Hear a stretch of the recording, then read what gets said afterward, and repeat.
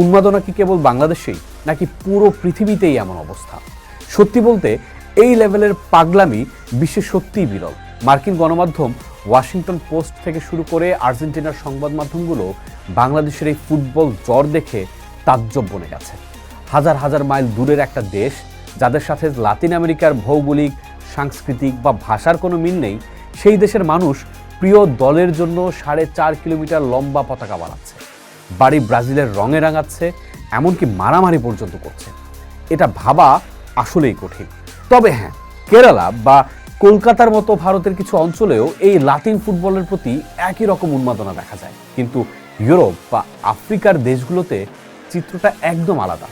সেখানে মানুষ সাধারণত নিজের দেশকে সমর্থন করে, আর নিজের দেশ না থাকলে প্রতিবেশী কোনো দেশ বা ফুটবলের সৌন্দর্যের খাতিরে কোনো নির্দিষ্ট দলকে পছন্দ করে। আমাদের মতন এমন দল বেঁধে আর্জেন্টিনা বনাম ব্রাজিল যুদ্ধ করা তারা কল্পনাই করতে পারে না। আর্জেন্টিনার মানুষ যখন বাংলাদেশের তাদের পতাকার বন্যা দেখে, তারা নিজেরাও অবাক হয়ে যায় এবং এই ভালোবাসার প্রতি সম্মান জানিয়ে তারাও কিন্তু বাংলাদেশকে আপন করে নেয়।